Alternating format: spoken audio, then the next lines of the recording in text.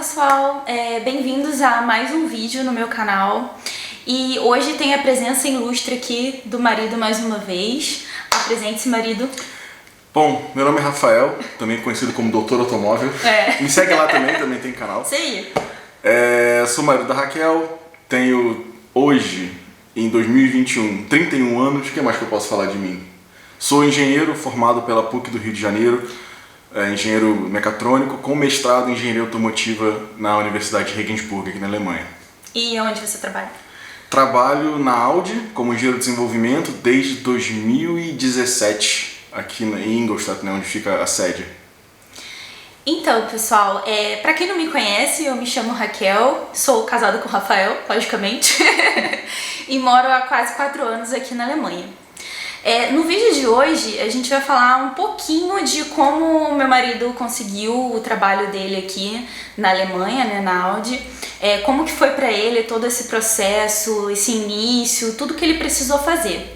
Então, se você está interessado em saber como que é trabalhar aqui na Alemanha e todo o processo, é só vir comigo.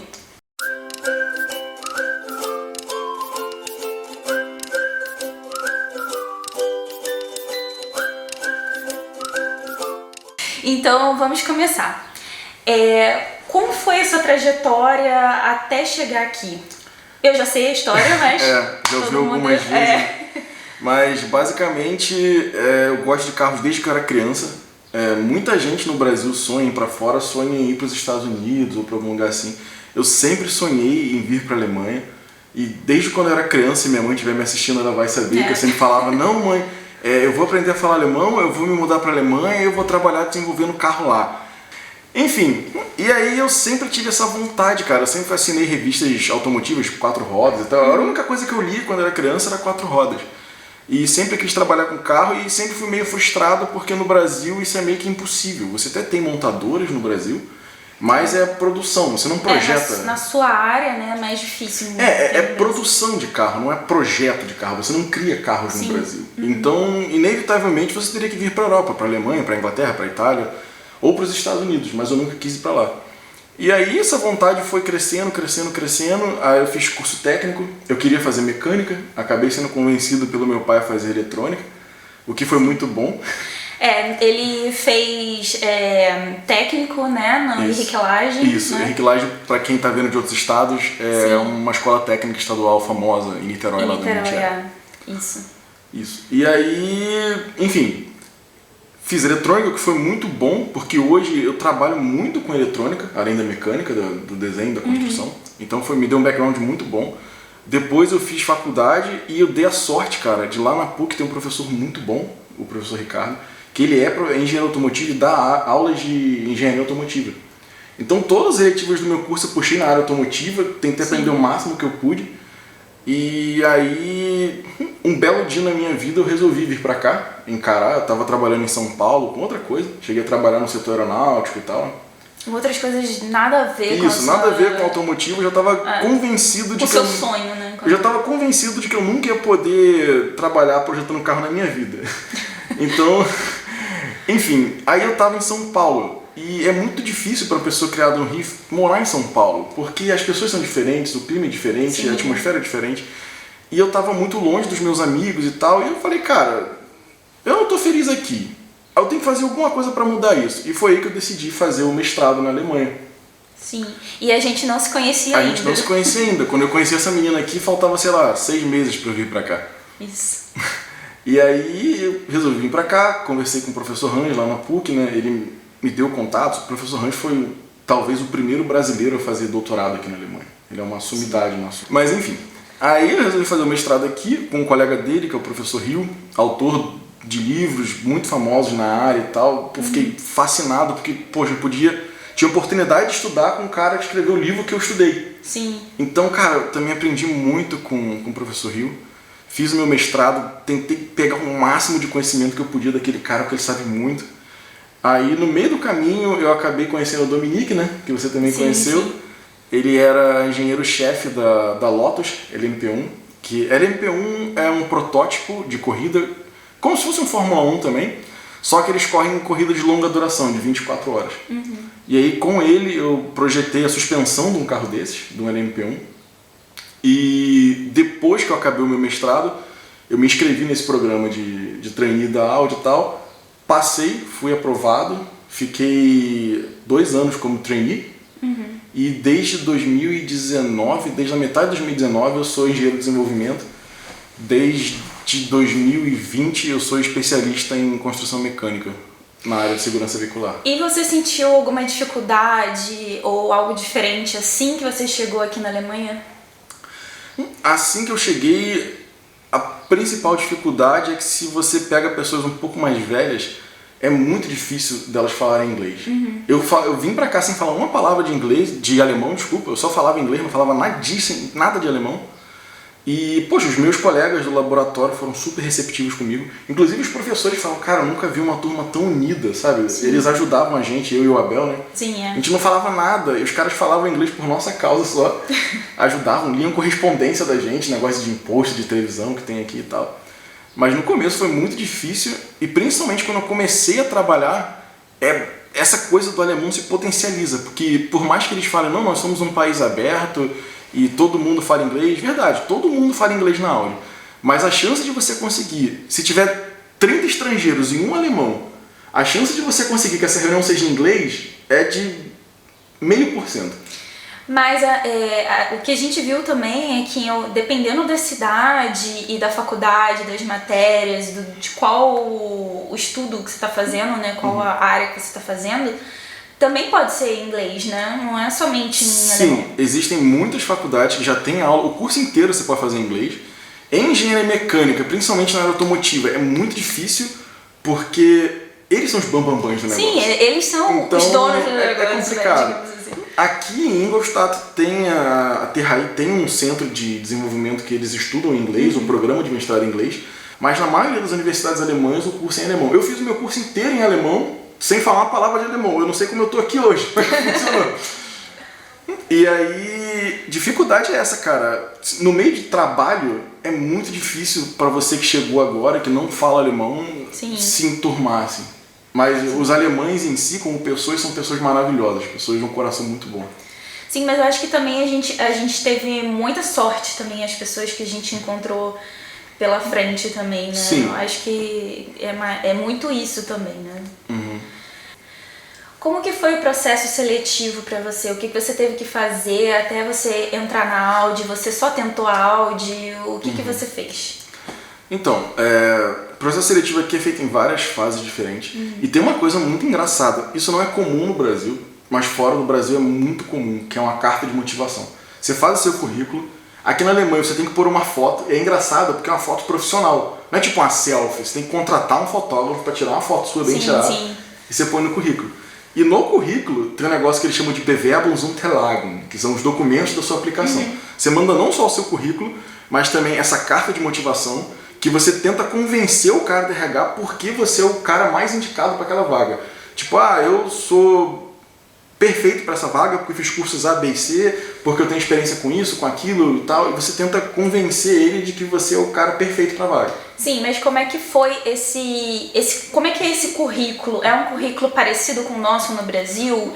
Ou não? Você fez em inglês ou fez em alemão? Na verdade eu fiz em inglês e um amigo meu traduziu para o alemão, né? Porque tudo aqui era feito em alemão na época, agora já está até um pouco melhor. O currículo é muito igual ao brasileiro, o modelo de currículo é muito parecido, as informações, o jeito que você diagrama e tal. Só que, além do currículo, tem esse lance da foto, tem essa carta de motivação e tem uma outra coisa que eles chamam de Arbeitszeugnis, que é tipo assim, no Brasil isso não existe, mas quando você termina de trabalhar, mesmo por exemplo, você está na mesma empresa, troca de departamento, o teu chefe escreve uma carta dizendo, o Rafael trabalhou aqui por tanto tempo, ele é muito bom nisso e tal, ele faz aquilo. É como se fosse uma carta de recomendação do seu chefe passado.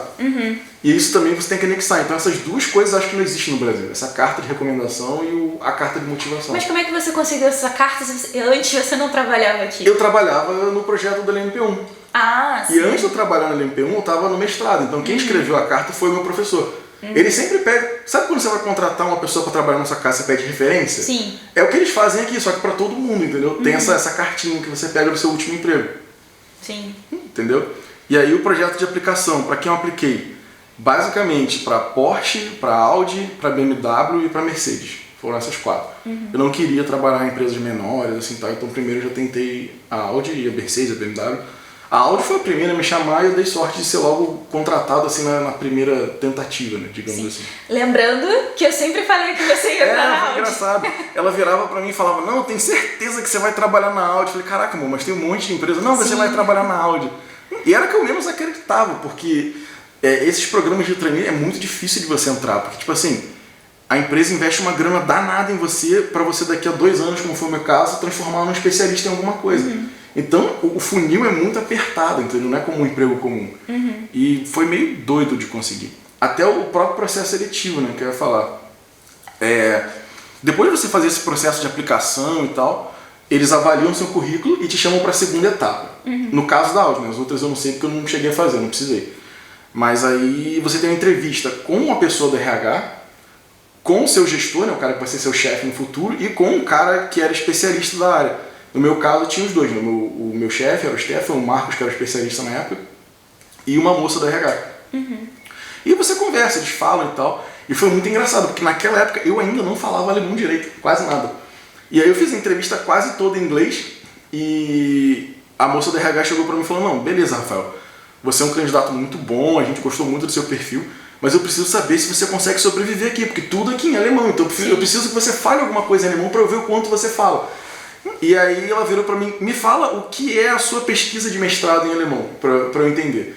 Aí eu fui e expliquei pra ela. Sim. Aí ela virou pra mim, nossa, mas o seu alemão é muito bom. Eu falei, não, é porque isso daqui que eu falei pra você, eu já repeti 300 vezes, então esse parágrafo você fala muito bem, mas o resto eu não sei. Aí, enfim, depois dessa entrevista com o gestor e com o RH, eles pegam, de todos os candidatos, eles pegam só 2 e vão pro Assessment Center. E aí, no caso, tinha eu... O que é o Assessment Center? Vou explicar. Tinha eu e uma outra pessoa da minha vaga, mas também tinham várias pessoas para várias outras vagas, entendeu? Todo mundo interagindo junto. É como se fosse... Eles pegam... É muito maçante, cara. Que você começa, tipo, 8 horas da manhã e acaba 5 horas da tarde. É o dia inteiro fazendo atividade. Aí, tipo, você começa com uma apresentação, né? Você tem que fazer uma apresentação sobre você, quem é você, blá, blá, blá. Mesma coisa, eu fiz em alemão porque eu decorei. E aí, fiquei treinando em alemão pra fazer o negócio. Eu não sabia nem o que eu tava falando direito. Aí, a segunda atividade do dia era uma apresentação em inglês. Olha que coisa louca. Isso naquela época, né? Hoje já mudou, já fazem tudo em inglês. Sim. Que eu fiquei sabendo. Mas naquela época eles chegaram, não, é muito importante você saber se comunicar em inglês, porque é língua mundial, todo mundo fala inglês e tal. Eu falei, beleza, a gente fez a apresentação em inglês e tal. Isso foi a primeira 1 hora do dia. Daí pra lá, foi tudo em alemão. Tudo. Você não podia falar inglês. É que são várias etapas, né, desse processo, né? Mas eu achei contraditório, porque se a pessoa te fala, não, você tem que falar bem inglês, porque você precisa do inglês para se comunicar em reuniões e tal. E aí todo o resto do dia foi em alemão. Isso mudou depois, acho que 2 anos depois. Mas eu achei muito contraditório você falar isso, que você tem que falar inglês, mas aqui é alemão, é isso aí. Não, é porque, assim, você tem que falar inglês porque você fala com outras pessoas de outros países, né? Você vai fazer reuniões com outras pessoas que não falam em alemão. Você fala, sei lá, você fala com pessoas da China, do Japão, da Índia, sei lá da onde, entendeu? Então você tem que ter o inglês, que é a língua universal. Sim, o inglês é a língua universal, mas eu achei estranho eles, tipo assim, te prepararem pra falar inglês com a galera de fora, mas não deixar você falar inglês lá dentro, entendeu? Foi muito doido. Como eu falei, isso mudou. Mas na minha época eu achei isso um absurdo. E aí, você fica depois dessa apresentação em inglês, você fica o dia inteiro fazendo atividades que simulariam o seu dia a dia no trabalho. Então, tipo assim, eles te dão um problema, que no meu caso foi na área de segurança veicular, né, que eu vou trabalhar, e ele pede pra você resolver aquele problema. Então você tem um tempo, sei lá, meia hora pra propor uma solução, e depois mais 15 minutos para apresentar. E quando você vai apresentar isso, tem tipo todos os chefes de todas as vagas e todos os RHs de todas as vagas. Então você tá sozinho de frente para uma mesa que tem tipo, sei lá, umas 10 pessoas, entendeu? E aí eu não me lembro muito bem do que rolou depois, mas foram umas 2 ou 3 atividades simuladas assim do meu dia a dia de trabalho. E aí o que eu acho legal da Audi, que eu nunca vi isso no Brasil também, depois que eu acabei o evento, né, o negócio, como se fosse em dinâmica de grupo do Brasil, né? A gente vai para um hotel e tal, a Audi paga um jantar legal pra gente, bonito e tal. Aí a gente volta pro hotel e no dia seguinte a funcionária lá do RH ela te dá um feedback da sua entrevista.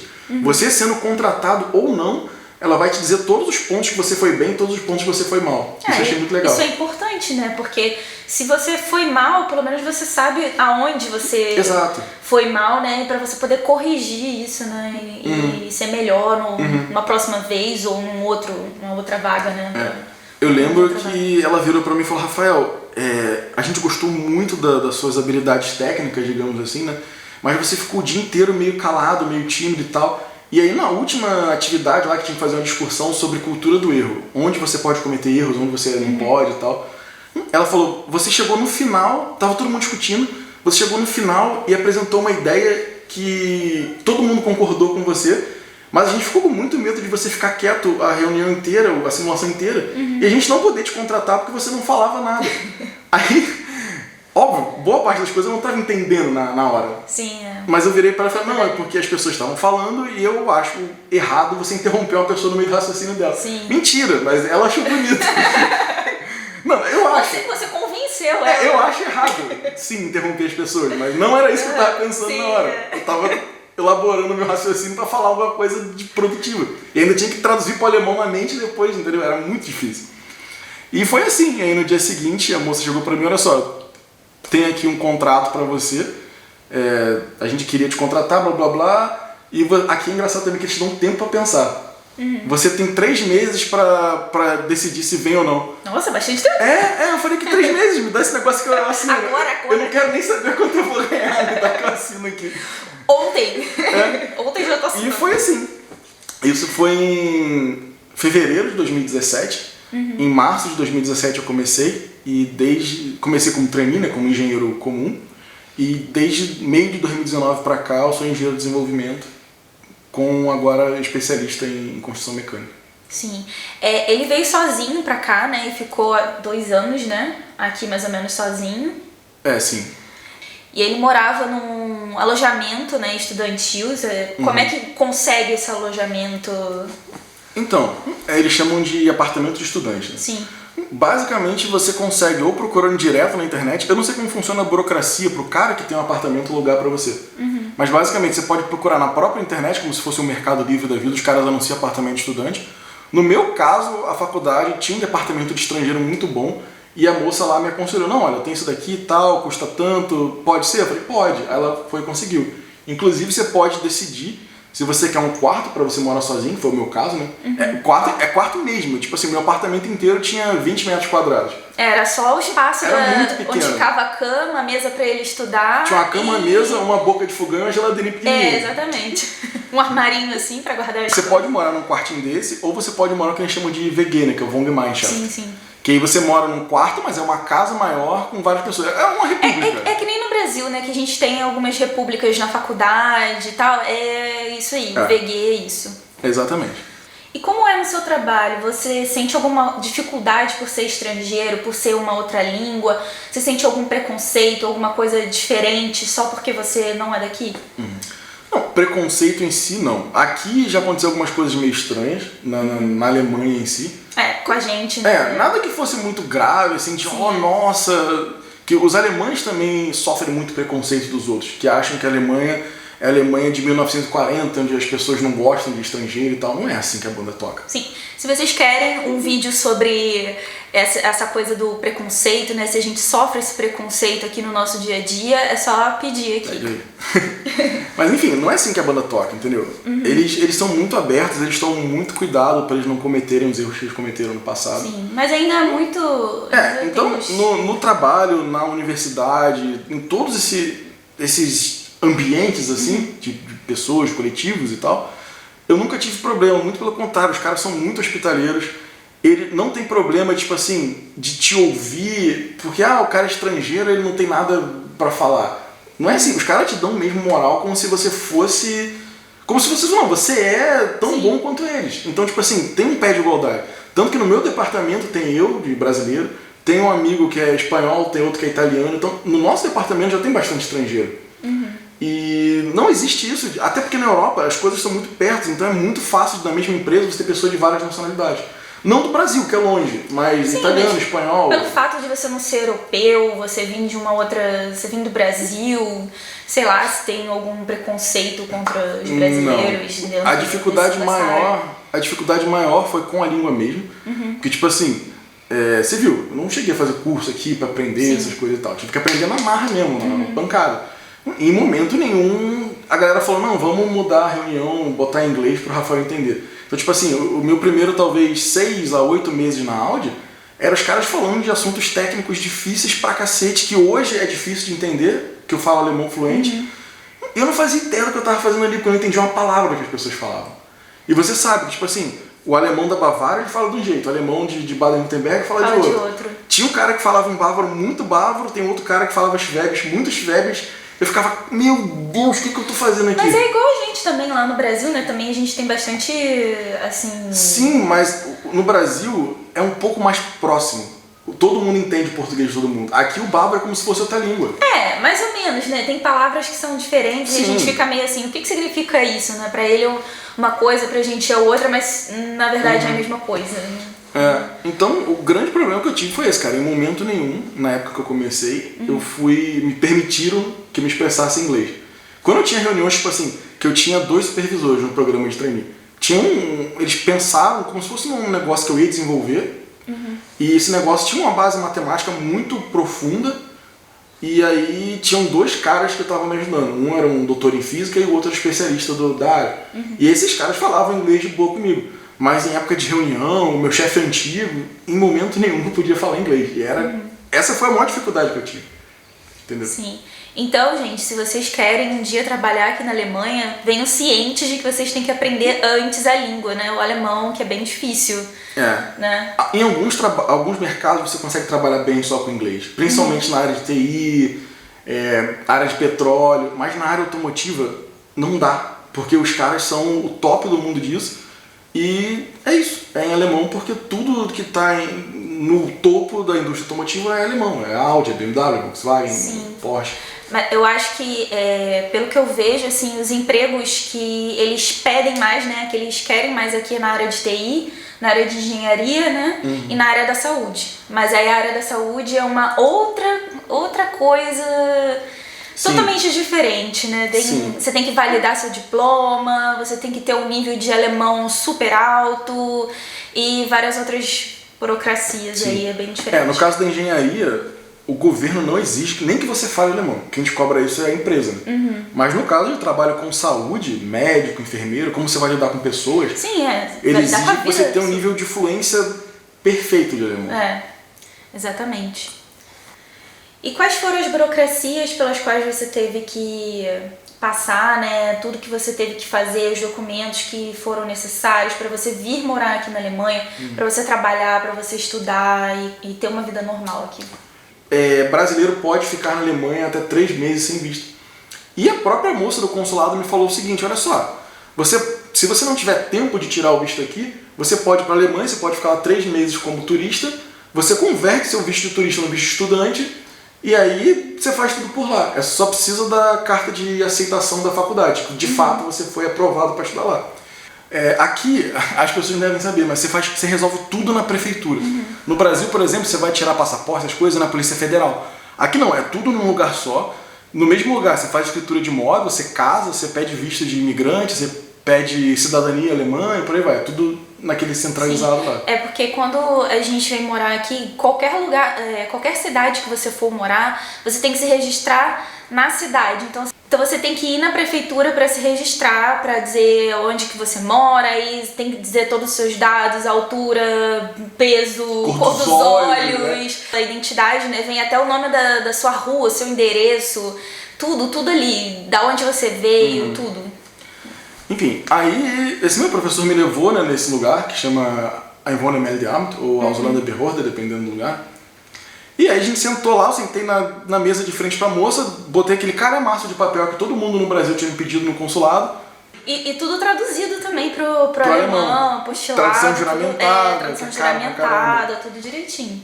Enfim, basicamente aqui na Alemanha, o que a moça me pediu foi o meu diploma com tradução juramentada, o meu histórico com tradução juramentada, o meu contrato de aluguel, que já está em alemão, então não precisa ser traduzido, e a carta de aceite da faculdade. Eu entreguei 4 papéis para a mulher e ela me deu visto. Ah, e mais uma coisa. Ou você tem que ter um contrato de trabalho aqui, que o estudante pode trabalhar, ou você tem que ter um tanto de dinheiro guardado e você abre uma conta bloqueada e o banco te libera só como se fosse uma mesada todo mês do seu dinheiro que tem lá, para garantir que você vai poder ficar aqui. Mas para você saber quanto que né, que você deve trazer, isso aí você tem que procurar no site, né, do consulado, exato, procurar no... Porque esses valores vão sendo corrigidos com inflação. Isso muda. Provavelmente na minha época eu tinha que trazer muito menos do que quando hoje. Né? Nós não sabemos hoje em dia quanto de dinheiro deve trazer, né, porque já se passaram anos, né, que ele veio para cá, né, da primeira vez como estudante. Então, se você quer saber, só procurando mesmo, porque a gente não tem como dar essa informação. Pois é. Aí, enfim, eu entreguei esses 5 papéis pra moça, com a abertura de conta do banco e tal. Aqui, basicamente, eu gosto do alemão porque ele é muito objetivo. Então, tipo assim, olha só, você precisa trazer esses 5 papéis pra mim.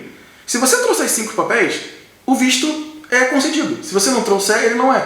Então, você não depende de um cara que pode estar de mau humor no dia, negar o seu visto ou dar o seu visto como procedente. Depende. Vamos relembrar. Sim, mas em teoria, se você cumprir todos os requisitos, eles te dão visto. Eles não tem como te negar o visto se você tiver tudo, entendeu? Sim, mas isso depende também muito de cidade para cidade, né? Porque tem cidade que pode pedir mais coisas, tem cidade que pode pedir menos coisas, e pode ser que eles impliquem um pouquinho mais ou um pouquinho menos, depende muito da cidade. Porque muitas vezes as pessoas não entendem muito bem. Mas enfim, se você cumpre os requisitos do visto, o cara não pode negar o visto só porque ele não gostou da sua cara, entendeu? E aí eu tirei esse visto de estudante, a princípio, se eu não me engano, foi para 1 ano. Eu terminei o meu mestrado, eu poderia renovar por mais 1 ano, né, se eu fosse continuar como estudante, só que não foi o caso. Eu terminei o meu mestrado em março, e em fevereiro eu já sabia que eu ia para a Audi. Então, eles te dão um bônus. Quando você estuda aqui, você já pode pegar o visto de procurar emprego.